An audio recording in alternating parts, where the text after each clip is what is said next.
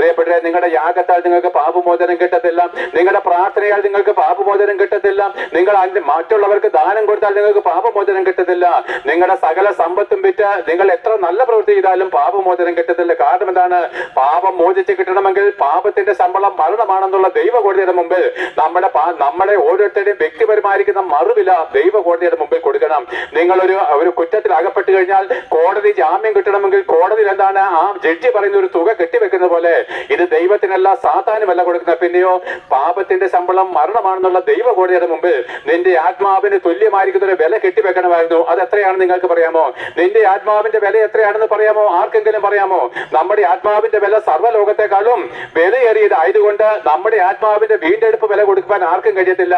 ഒരുപക്ഷെ ഇവിടെ 20 ഏക്കർ റബ്ബറും തോട്ടമുള്ളവർ എന്റെ പ്രസംഗം കേൾക്കുന്നുണ്ടാവാം. അത് മുഴുവൻ വിറ്റാലും നിന്റെ ആത്മാവിന്റെ വീണ്ടെടുപ്പ് വിലയാകത്തില്ല. പ്രിയപ്പെട്ടവരെ, നിങ്ങൾ 1,00,000 കോടി രൂപ കൊടുത്താലും നിന്റെ ആത്മാവിന്റെ വീണ്ടെടുപ്പ് വില സാധ്യമാകത്തില്ല. നീ അതിനേക്കാളും വിലയേറിയ ഒരു വ്യക്തിത്വമാണ്. ആകാശവും ഭൂമിയും തൂക്കി വിറ്റാലും നിനക്ക് തുല്യമായിരിക്കുന്ന ഒരു വില കിട്ടാത്തത് കൊണ്ട് ദൈവം നമ്മളോട് കരുണ കാണിച്ചു. തന്റെ ഏകജാതനായ പുത്രനെ, ദൈവത്തിന്റെ ഏകജാതനായ പുത്രനെ തന്നെ നമുക്ക് മറുപടിയായിട്ട് ദൈവം വെച്ചു.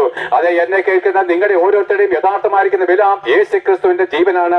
നമ്മുടെ ഓരോരുത്തരുടെയും വീണ്ടെടുപ്പ് വില യേശുക്രിസ്തുവിന്റെ ജീവനാണ്. പ്രിയപ്പെട്ടവരെ, അവൻ തന്റെ പ്രാണനെ നമുക്ക് വേണ്ടി വെച്ചിരിക്കാല് നമുക്കുള്ള വീണ്ടെടുപ്പ് വില ദൈവരാജ്യത്തില് അല്ലെങ്കിൽ എന്താണ് സ്വർഗരാജ്യത്തിൽ നമ്മുടെ നേടേണ്ടതിന് ദൈവകോടതിയുടെ മുമ്പിൽ അർപ്പിക്കുവാനായിട്ടാണ് അവൻ ലോകത്തിലേക്ക് വന്നത്. അങ്ങനെ പാപത്തിന്റെ ശമ്പളം മരണമാണെന്നുള്ള ദൈവകോടതിയുടെ മുമ്പില് നമ്മുടെ ഓരോരുത്തരുടെയും പാപങ്ങളെ അവൻ ചുമന്നുകൊണ്ട് ക്രൂസിന്മേലേക്ക് പോയിട്ട് നമ്മൾ ഓരോരുത്തരും മരിക്കേണ്ടതിന് പകരം യേശുക്രിസ്തു നമുക്ക് പകരക്കാരനായിട്ട് മരിക്കേണ്ടി വന്നു. അയ്യോ, ഇതുപോലൊരു സ്നേഹം ബാക്കിയുണ്ടോ?